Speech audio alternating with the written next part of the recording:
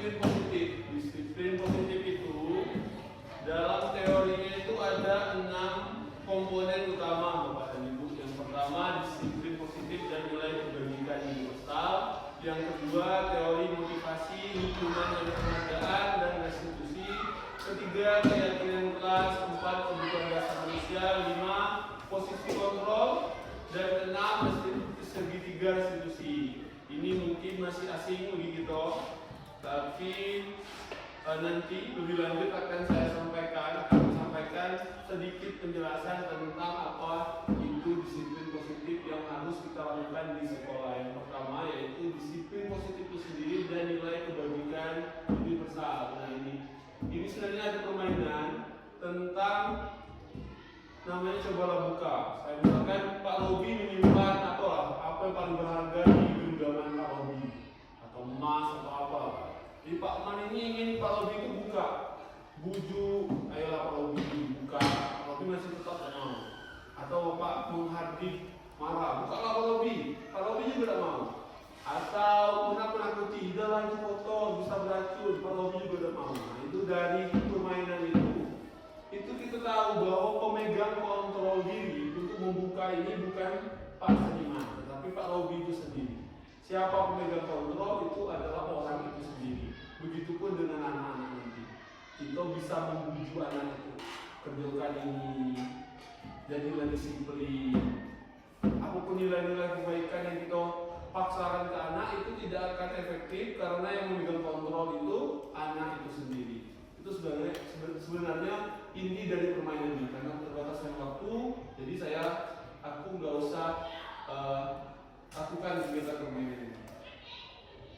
Selanjutnya teori kontrol. Ini hasil penelitian Bapak dan Ibu dari Dr. William Glasser. Ini bukan omongan aja, tetapi ini sesuatu penelitian pendidikan bahwa ada beberapa ilusi. Namanya ilusi berarti itu tidak nyata yang kita lakukan selama menjadi guru kepada murid di sekolah. Yang pertama, ilusi bahwa guru bisa mengontrol murid. Kita bisa mengontrol anak itu melakukan kegiatan yang baik dan yang mencegah yang buruk. Itu sebenarnya cuma ilusi. Yang bisa melakukan kegiatan yang baik dan buruk itu adalah anak itu sendiri. Guru itu tidak bisa mengontrol. Yang kedua, ilusi bahwa semua penguatan positif itu efektif dan bermanfaat. Itu juga sebenarnya ilusi Bapak Ibu. Penghargaan itu atau pujian yang kita berikan itu tidak seluruhnya positif. Nanti saya jelaskan lagi bahwa ada efek-efek negatif dari semua penguatan positif yang kita berikan. Yang ketiga, ilusi bahwa kritik dan membuat orang merasa bersalah dapat menguatkan karakter ini juga berupa ilusi. Anak kita misalkan di rumah, dia melakukan kesalahan, kita jadi bapak kan ngomong, ayah kan ngomong, bapak itu udah sayang sama ayah kan di rumah. Itu sebenarnya tidak baik untuk psikologi anak, bapak itu kritik dan membuat orang merasa bersalah itu memberikan efek jangka panjang yang buruk. Selanjutnya, ilusi bahwa orang dewasa memiliki hak untuk memaksa. Nah, ini yang sering kita lakukan bahwa aku ini lebih besar, dengarlah. Itu sebenarnya tidak baik. Selanjutnya, yang kedua yaitu paradigma stimulus respon menuju teori kontrol. Ini juga penelitian bahwa ada perbedaan stimulus respon. Stimulus respon itu dampak kita mengasih sesuatu, anak membalas apa yang kita kasih, itu namanya stimulus respon. Itu ternyata berbeda dengan teori kontrol bahwa perbedaan yang pertama yaitu kebutuhan setiap individu itu tidak sama. Kalau stimulus respon sama, masing-masing anak itu kebutuhannya sama, memiliki ilmu pengetahuan saat belajar. Tetapi ternyata setiap anak itu memiliki kebutuhan yang berbeda. Kedua, semua orang melihat hal yang sama. Nah, kalau setiap kontrol, setiap orang memiliki gambaran yang berbeda. Mungkin bisa dibaca di situ bahwa banyak perbedaan antara stimulus respon yang sering kita lakukan dengan dari kontrol. Pada kurikulum 2013 juga dibahas bahwa ada metode pembelajaran stimulus respon itu yang sering kita lakukan. Tapi ternyata itu tidak sesuai karena seperti yang paling bawah itu model berpikir menang kalah, bahwa nanti seperti di kurikulum 2012 perankingan. Itu ada yang menang dan ada juga yang kalah. Yang di bawah itu bisa dikatakan kalah. Tapi kalau dari kontrol itu semuanya berpikir win-win solusi itu, menang semua. Selanjutnya disiplin positif. Ki Hajar Dewantara menyatakan bahwa untuk mencapai kemerdekaan dalam konteks pendidikan itu kita harus menciptakan murid yang merdeka. Syarat utamanya harus ada disiplin yang kuat. Disiplin ini bukan kita suruh anak baris, itu bukan disiplin orang, itu paksaan. Disiplin diri adalah anak itu nyadar bahwa apa yang dia lakukan itu untuk suatu kebaikan, itu namanya disiplin. Jadi ada motivasi dari dirinya internal. Kalau yang dipaksakan itu namanya motivasi eksternal, itu tidak berdampak panjang terhadap diri anak. Disiplin juga mempelajari bagaimana kita mengontrol diri dan bagaimana kita memilih tindakan yang sesuai dengan nilai-nilai yang kita yakini. Itu namanya disiplin. Kemudian saya kenalkan juga nilai kebajikan yang besar. Ini sudah dibahas bahwa nilai kebajikan yang universal berarti nilai-nilai kebajikan yang disepakati bersama, lepas dari suku, bangsa, agama, bahasa maupun latar belakang. Nilai kebajikan adalah sifat-sifat positif manusia yang merupakan tujuan mulia yang ingin dicapai di hidup. Nah, jadi dalam suatu pendidikan itu ada nilai-nilai yang kita yakini bahwa nilai itu sesuai dengan seluruh orang terlepas dari bedanya agama, ras, suku. Setiap institusi itu memiliki kebajikan, nilai kebajikannya sendiri, Bapak dan Ibu. Contohnya yang digalakkan di kurikulum merdeka ini yaitu pelajar Pancasila. Jadi ada 6 nilai yang di kurikulum merdeka ini. Pelajar Pancasila. Yang pertama, beriman, bertakwa kepada Tuhan Yang Maha Esa, dan berakhlak mulia, mandiri, bernalar kritis, berkebinekaan global, gotong royong, dan kreatif. Ini salah satu contoh nilai kebajikan universal yang kita adaptasi ke kurikulum merdeka. Karena kita belum menggunakan kurikulum merdeka, mungkin ini masih asing. Tetapi inilah yang kita kejar nanti di kurikulum merdeka. Profil pelajar Pancasila 6 nilai. Selanjutnya budaya positif. Nah ini pengertian budaya positif itu merupakan perwujudan dari nilai-nilai atau keyakinan universal yang telah diterapkan di sekolah. Ini nanti apa yang kita yakini dalam sekolah membentuk suatu visi, itulah namanya nilai budaya positif yang kita wujudkan di sekolah. Selanjutnya yang kedua, teori motivasi, hukuman, penghargaan, dan restitusi. Yang pertama, motivasi perilaku manusia. Ini juga penelitian dari pakar pendidikan bahwa ada 3 motivasi dalam mempengaruhi perilaku manusia, baik itu orang dewasa maupun anak-anak. Yang pertama, untuk menghindari ketidaknyamanan atau hukuman. Misalkan kita memberi anak itu hukuman kalau tidak buat PR, maka dihukum lari 5 keliling. Anak itu besoknya buat PR, Bapak dan Ibu, tetapi bukan karena ingin mengerjakan tugas, tapi hanya menghindari hukuman. Karena takut tadi. Aku megang rotan, kan? Nah, anak itu kerja tapi cuma malas kena rotan ini. Itu namanya motivasi yang pertama. Yang kedua, motivasi untuk mendapatkan imbalan atau penghargaan dari orang lain. Nah ini, misalkan kita janjikan siapa yang bisa jawab per Iwan, atau siapa yang bisa jawab dapat pena, permen. Nah itu ini motivasi yang kedua. Tetapi efeknya apa? Ketika kita tidak memberi hadiah, ya itu malas gitu. Itu motivasi. Tetapi motivasi yang paling benar dan paling bagus itu yang ketiga ini, yaitu untuk menjadi orang yang mereka inginkan dan menghargai diri sendiri dengan nilai-nilai yang mereka percaya.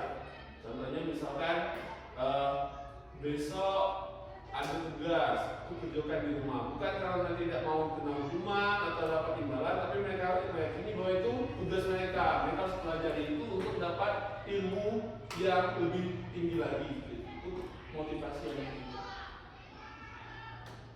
Kemudian hukuman dan konsekuensi. Nah, hukuman dan konsekuensi ini yang sering kita terapkan kepada anak-anak. Jadi Kalau hukuman sifatnya tidak terencana. Seperti tadi ada anak yang berkelahi misalnya, itu kan tidak ada rencana Pak. Itu kita kasih hukuman, kamu harus berdiri berdua sampai damai. Itu namanya hukuman, tidak ada ini. Sedangkan konsekuensi itu ada rencana dapat dihukum. Kalau kamu tidak hadir upacara 3 kali, bawa potluck, nah, itu kan konsekuensi terhadap ketidakhadiran anak itu dalam suatu kegiatan upacara. Itu yang membedakan. Oke, lanjut. Selanjutnya dihukum oleh penghargaan. Nah ini tadi kan ada hukuman dan penghargaan. Ternyata penghargaan, hadiah itu yang kita berikan itu tidak selalu bagus dan malah anak akan merasa dihukum. Karena menurut teori itu ada 8 efek buruk dalam memberi penghargaan. Yang pertama efek jangka pendek dan jangka panjang. Penghargaan tidak efektif, penghargaan merusak hubungan, penghargaan mengurangi kualitas, mengurangi ketepatan, mematikan kreativitas, penghargaan menghukum dan motivasi dalam diri. Contohnya ini sebelah jalan kota. Jika kita menggunakan penghargaan lagi dan lagi, maka orang tersebut akan tergantung pada penghargaan yang diberikan sehingga kehilangan motivasi dari dalam. Kan? Kalau kita keseringan, aku dulu kan sering ngasih hadiah kan, ternyata benar. Ketika aku tidak ngasih hadiah, aku malas menjauhkan lagi, karena mereka mengerjakan sesuatu itu untuk dapat hadiah.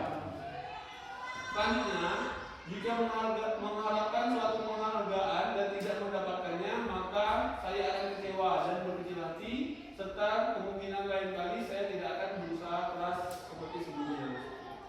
Anak biasa dapat ranking 1 terus Pak, dapat buku kan. Ketika dia dapat tidak bisa lagi, dia akan kehilangan motivasi. Efek jangka panjangnya lebih besar. Mungkin ya berhenti untuk belajar lebih giat lagi itu berhenti karena dia terbiasa dapat hadiah, tiba-tiba tidak dapat lagi itu maka akan kecewa. Selanjutnya ketika seorang diberi penghargaan atau dipuji di depan orang banyak, maka kawan-kawannya akan iri dan tidak menyukai penghargaan tersebut. Nah ini biasanya di sekolah tinggi, di SMA itu terasa ketika ada orang yang pintar dipuji terus Pak sama guru di depan, kawan-kawan itu ya senang gitu, itu kesal. Nah, itu inilah salah satu contoh dari penghargaan. Selanjutnya, jika suatu penghargaan diharapkan namun tidak dapat, maka akan merasa dirugikan.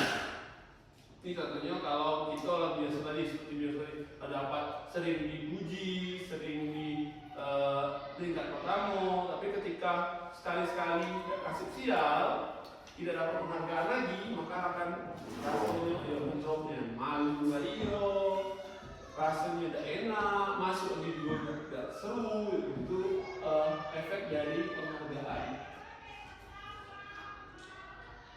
Lalu apa yang lebih pantas kita berikan pada anak selain hukuman dan penghargaan atau motivasi itu ada namanya restitusi Bapak Ibu. Ini juga baru bagi aku ketika aku ikut CGP aku dapat ilmu bahwa restitusi adalah proses kolaboratif yang mengajarkan murid untuk mencari solusi dalam masalah dan membantu murid berpikir tentang orang seperti apa yang mereka inginkan dan bagaimana harus memperlakukan orang lain. Jadi melalui restitusi, ketika murid berbuat salah, guru akan menanggapinya tidak dengan amarah, tidak dengan ini, tetapi mengevaluasi anak itu secara internal, apa yang telah mereka lakukan dan bagaimana mereka memecahkan masalah tersebut. Jadi mereka tidak melihat ke belakang lagi apa efeknya yang telah mereka lakukan, apa masalah yang telah mereka lakukan, yang telah berlalu biarlah berlalu. Jadi kita bagaimana mereka dapat memperbaiki tingkah ini ke depannya, apa solusi yang mereka akan berikan, itu adalah restitusi. Ciri-ciri restitusi, yaitu pertama bukan menebus kesalahan namun belajar dari kesalahan. Yang kedua memperbaiki hubungan. Restitusi adalah tawaran bukan paksaan. Restitusi menuntut untuk melihat ke dalam diri, mencari kebutuhan dasar yang mendasari tindakan, cara yang paling baik, fokus pada karakter bukan tindakan, menguatkan fokus pada solusi dan mengembalikan murid yang berbuat salah pada kelompoknya. Nah, ini tentunya yang terakhir Pak. Ketika ada anak dalam segerombolan 3 kelompok, Dia ini ribut tuh. Biasanya kita misalkan akan keluar, nah itu. Kalau restitusi tidak, dia itu tetap di dalam tempat dia. Bagaimana dia harus mencari solusi agar kerja kelompok itu tetap berjalan. Dia tidak mengganggu, itu namanya restitusi. Caranya bagaimana nanti ada dijelaskan di tahapan-tahapannya. Tapi sebelum itu, sebelum melakukan restitusi kita harus punya keyakinan kelas. Apa yang membedakan keyakinan dengan ini Pak, peraturan para ibu? Contohnya seperti kita menggunakan ini, ketika kita berkendara menggunakan helm itu apa? Ada dua kan? Ada untuk keselamatan, ada untuk takut ditilang. Kalau untuk keselamatan, tanpa ada polisi dengan tidak polisi, kita tetap menggunakan helm karena kita yakin dengan menggunakan helm itu kita akan selamat. Pakai masker juga dulu kan kita diwajibkan. Pakai masker itu ngapa? Ada yang memang peraturan, tapi ada juga yang untuk keselamatan tidak pernah diuruskan. Itu keyakinan, yakin dalam diri bahwa itu memiliki nilai yang bagus dan bermanfaat. Itu namanya keyakinan. Itu pun di dalam kelas. Seorang akan lebih tergerak dan bersemangat untuk menjalankan keyakinannya daripada hanya sekedar mengikuti serangkaian peraturan tertulis tanpa makna. Nah, murid-murid pun demikian. Jadi kita harus menanamkan dalam diri anak itu suatu keyakinan yang disepakati agar mereka tidak hanya melakukan kegiatan itu untuk menghindari tadi hukuman atau mendapatkan penghargaan, tetapi emang itu mereka yakini memiliki manfaat bagi diri mereka sendiri. Selanjutnya pembentukan keyakinan kelas. Ini Bapak dan Ibu, untuk membuat keyakinan kelas itu sifatnya abstrak daripada peraturan, tapi lebih rinci dan konkret. Bentuknya berupa pertanyaan universal dibuat dalam bentuk positif. Jadi kalau tidak boleh telat masuk kelas, itu bukan keyakinan. Dan tidak boleh kan konotasinya negatif, tapi masuk tepat waktu, nah itu positif. Nah itu kan simple tapi itu bermakna dalam suatu keyakinan. Kita harus bentuk kalimat itu dalam suatu positif. Kemudian keyakinan kelas sebenarnya sesuatu yang dapat diterapkan di lingkungan tersebut itu pasti. Semua warga kelas hendaknya ikut berkontribusi. Jadi dalam membuat keyakinan kita harus nanya sama anak itu apa yang mereka harapkan ketika berada di kelas, apa yang mereka sepakati. Jadi tanya satu-satu atau tulisannya satu-satu ke dalam kertas, dikumpulkan yang sama nanti direkap bahwa itu suatu keyakinan yang diyakini bersama harus dilakukan ketika berada di dalam kelas. Itu namanya keyakinan kelas. Ini sebenarnya harus ada dalam setiap kelas. Karena apa? Karena inilah yang akan menjadi dasar kita dalam melakukan restitusi nanti. Apa yang mereka langgar dari keyakinan yang telah mereka sepakati. Kemudian berbahas tentang langgar-melanggar. Seorang anak itu pasti melakukan kegiatan itu didasari oleh kebutuhan dasar manusia ini. Jadi semua manusia baik anak-anak maupun orang dewasa pasti melakukan sesuatu karena ada tujuan tertentu. Kita ngajar ini Bapak Ibu sebenarnya tujuannya apa? Ada yang cari duit, ajar kan kita manusia. Ada yang memang passionnya ngajar anak-anak. Itu sama dengan yang itu dijualkan itu. Ada kebutuhan untuk bertahan hidup, cari duit itu kebutuhan bertahan hidup.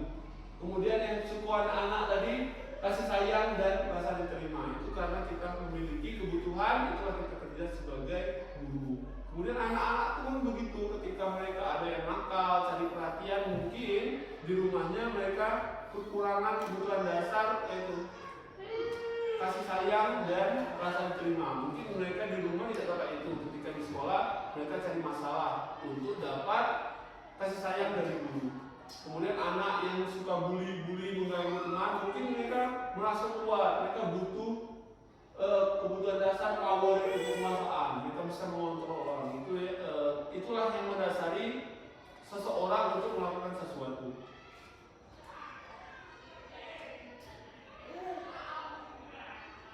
Posisi kontrol.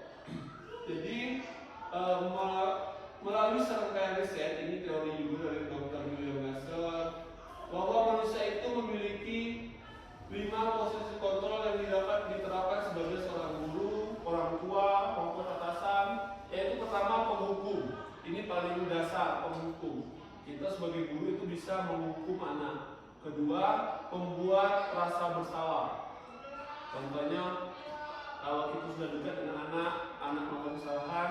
Jadi kamu tak kasihan sama bapak capek ini. Nah, itu pembuat rasa bersalah.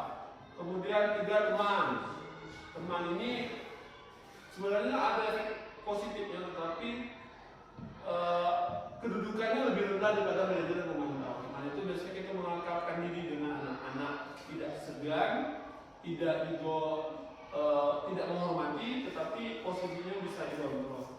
Selanjutnya memantau. Memantau ini misalkan kita memantau, saya sebagai pemantau anak-anak tadi Pak Sadiman sebagai guru juga di SD 85, tetapi tidak berinteraksi langsung, memantau saja bahwa anak-anak ada yang nakal. Yang kelima, manajer mengatur. Manajer itu mengatur bagaimana kita ini berinteraksi dengan anak. Ini contohnya itu pada ibu motivasi terkait dengan motivasi tadi. Bagaimana kita mengontrol diri kita sebagai penghukum, membuat orang merasa bersalah, teman, pemantau, ataupun manajer. Biasanya guru yang memiliki posisi kontrol penghukum itu suka menghardik, menunjuk-nunjuk, menyakiti, dan menyindir. Kemudian kalau membuat merasa bersalah itu berceramah, menunjuk kekecewaan mendalam. Kalau teman membuat alasan untuk berikutnya, pemantau begitu mengukur, manajer mengajukan pertanyaan-pertanyaan. Contohnya, kalau menghukum kamu tidak melakukannya, saya akan apa? Saya misalkan akan menghukummu untuk berkeliling atau apa. Kalau orang membuat bersalah itu, yang seperti saya bilang tadi bahwa kamu sudah mengecewakan ibu dan bapak, ini itu namanya membuat orang merasa bersalah. Kalau teman, ya seperti kita memperlakukan mereka sebagai teman, kemudian selanjutnya bisa dibaca di situ bahwa kalau manajer apa yang kita yakini, apa yang kamu yakini hal tersebut. Kalau kamu yakinnya kamu tidak memperbaikinya, itu namanya manajer. Hasilnya kalau menghukum, anak akan memberontak, menendam, menyalahkan orang lain. Kalau membuat orang merasa bersalah, anak akan menyembunyikan atau menyangkal, membohong bahwa dia tidak melakukan hal tersebut. Kalau teman, anak akan ketergantungan. Kalau anak sudah menganggap guru itu teman, asik, maka mereka ketika naik kelas, mereka yang motivasi, mereka masih mau belajar sama guru yang mereka anggap teman tadi. Karena mereka sudah terikat. Kalau pemantau, ini ya tadi kan karena tidak berinteraksi langsung, maka bisa menyesuaikan ketika diawasi. Mantau aja siapa yang itu. Kalau manajer itu menggunakan bakat dan karakter.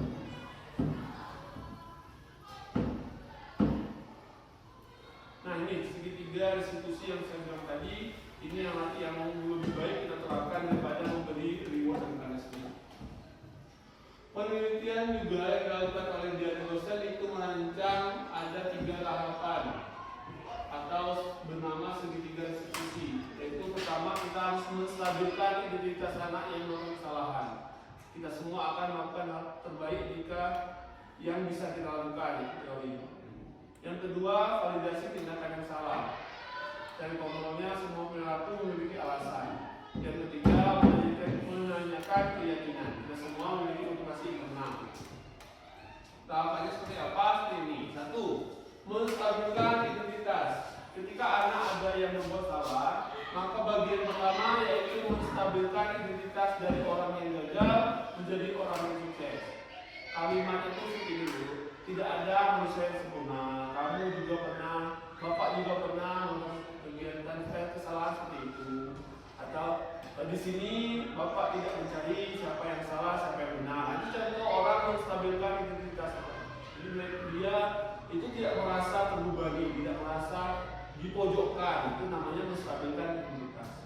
Setelah melakukan penstabilan identitas, yang kedua kita harus memvalidasi tindakan yang salah. Dari apa yang mereka yakini tadi, kegiatan yang mereka lakukan yang salah itu kegiatan apa yang melanggar keyakinan yang telah disepakati. Contoh kalimatnya biasanya kita lakukan apa yang kamu pasti punya alasan kenapa melakukan hal tersebut. Tanya kenapa mereka melakukan hal tersebut, apa yang salah dari itu. Kemudian kamu boleh melakukan itu, tetapi kamu harus menambahkan sikap yang baru atau mencari solusinya. Itu contoh dari validasi tindakan yang salah. Yang terakhir, menanyakan keyakinan. Nah, ini setelah mereka tahu apa yang mereka lakukan, tahu kesalahan mereka, kita bisa memberikan keyakinan bahwa dasarnya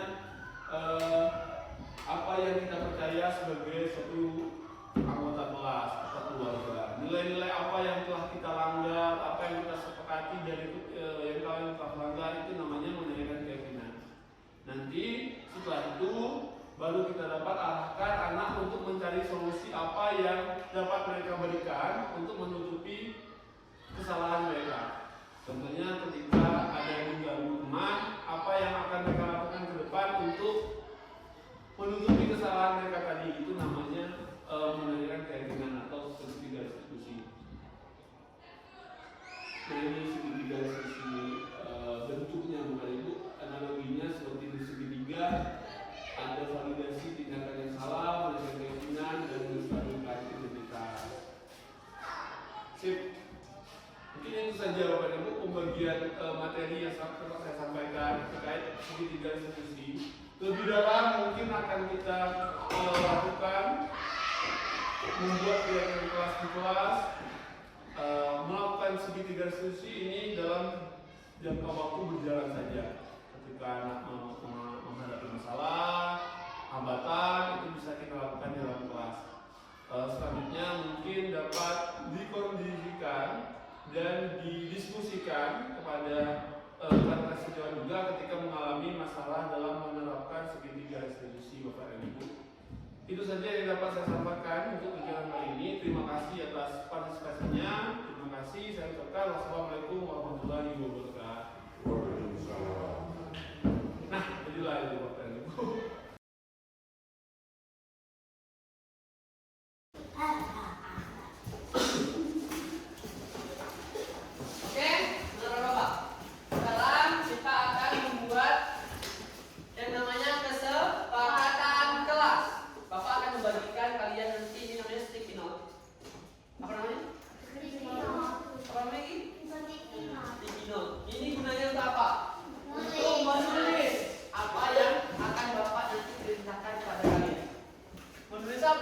Menulis keinginan kalian akan kelas ini. Kita akan membuat kesepakatan terkait kelas ini dalam melakukan pembelajaran.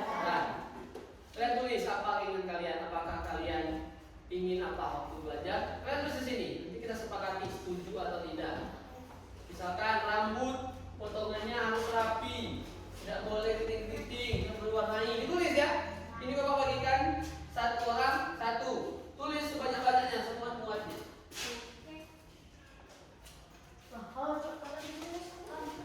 Apa? Gak apa-apa. Nah, apa ini kalian mau ngomong tidak? Nanti kita baca. Tulis namanya. Atau kalau tempat tulis nama juga gak apa-apa ya. Mesti tulis ini. Tulis. Contohnya misalkan kalian mau apa? Mau dihargai, tidak boleh melakukan bullying. Tahu bullying? Bullying itu menjelek-jelekkan teman. Bully. Coba. Bully. Ya itu saja. Reketan juga. Reketan di belakang. Tulis, pikir apa yang ingin kalian dapatkan ketika kalian melakukan pembelajaran. Tidak boleh membawa HP di sekolah. Tidak boleh tawuran boleh, tapi dalam pelajaran. Tidak boleh. Harus masuk tepat waktu misalkan. Ketika bel bunyi harus datang ke sini, jangan buru dulu. Tulis. PM boleh tulis. Mengerjakan PR. Jadi kalau dikasih tugas atau PR itu harus dikerjakan. Itu ya tulis sendiri. Apa yang Pak inginkan, apa yang Pak inginkan tulis. Terkait dengan ketika kalian berada di dalam kelas maupun di lingkungan sekolah. Bapak kasih waktu 10 menit tulis. Tidak boleh makan di kelas juga boleh.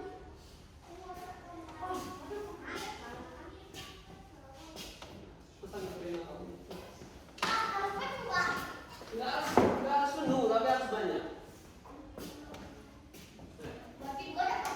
Boleh, 3 boleh, 5 boleh. Kecap lagi. Belum. Ya,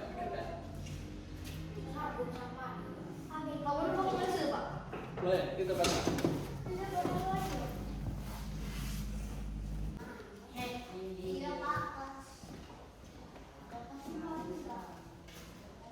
Dah?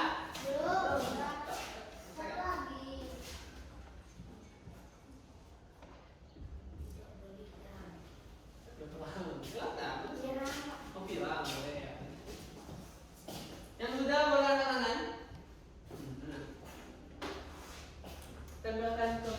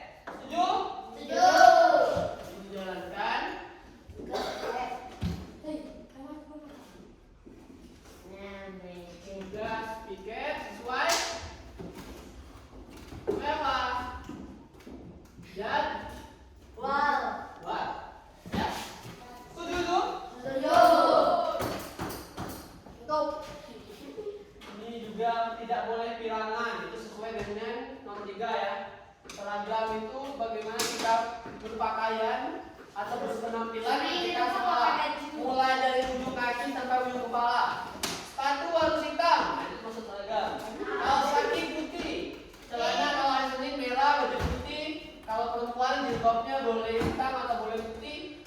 Kemudian menggunakan topi ketika di luar. Rambutnya harus pendek dan tidak ini tidak boleh berkelahi, tidak boleh mengejek teman, tidak boleh ribut, menjaga lingkungan. Nah, berarti ini terkait dengan menjaga ketertiban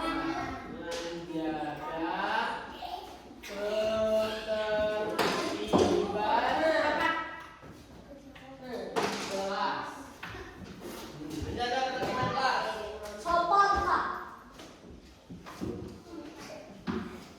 Ketertiban dan keamanan ya. Ketertiban dan keamanan.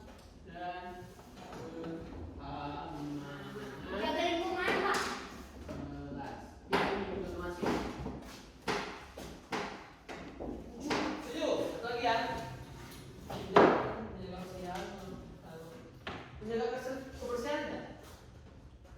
Oh ini. Dan kebersihan. Menjaga kebersihan.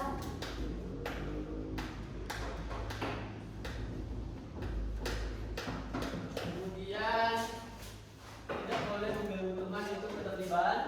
Tidak boleh bawa HP, mencuri, memakai kalung. Tidak boleh berkelahi, tidak boleh makan, tidak boleh bertato.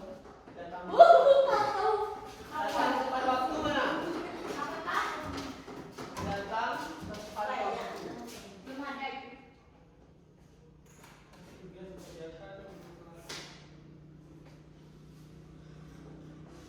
Oke, sisanya sama saja ya.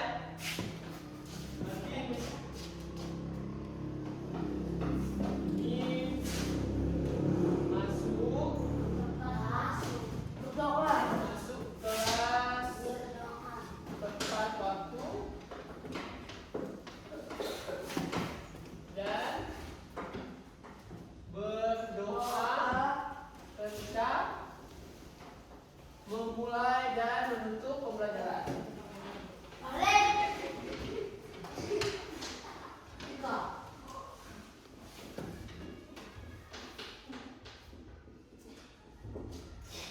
Nah, ada 7 ya. Kesepakatan kelas 5. Di kelas 5 kita berapa? Yang pertama, kita sepakat tidak boleh membawa HP untuk digunakan yang tidak sesuai dengan arahan guru, kecuali kalau guru, bapak, kalau atau siapa yang menyuruh kalian bawa HP untuk kegiatan pembelajaran, itu baru boleh. Tapi untuk main saja, main game itu tidak boleh.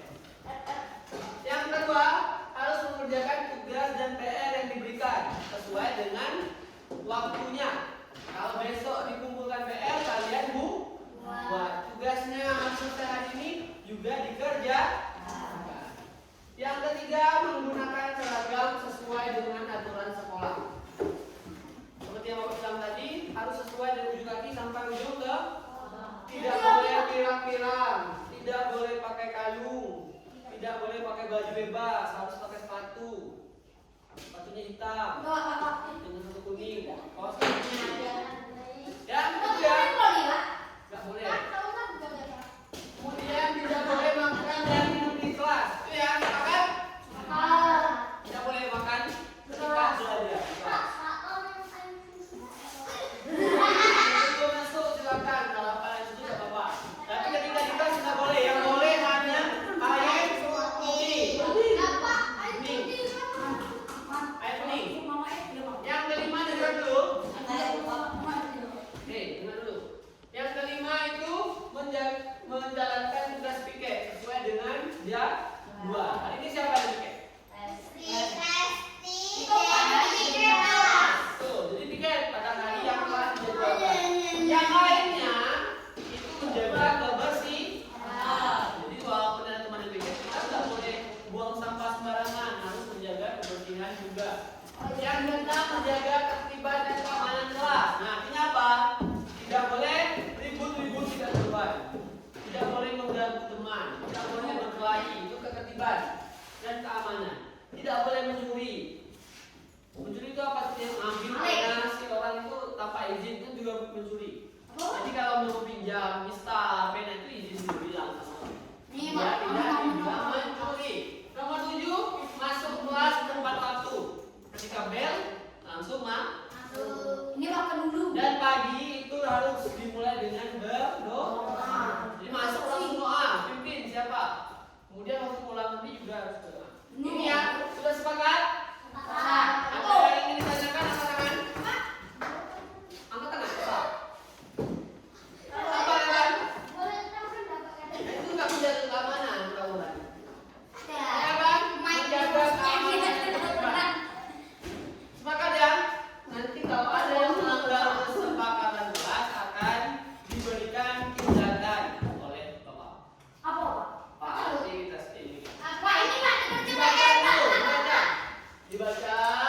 Bila perlu ditulis di bukumu, biar selalu ingat. Nanti bapak minta, bapak tempelkan di kelas di sini.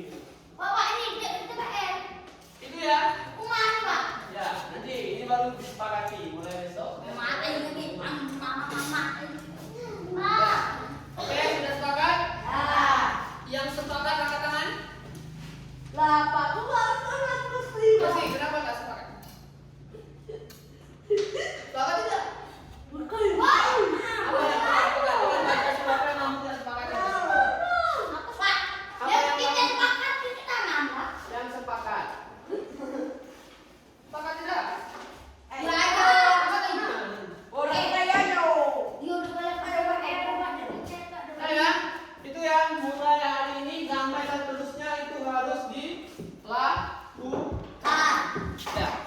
Sekarang kembali ke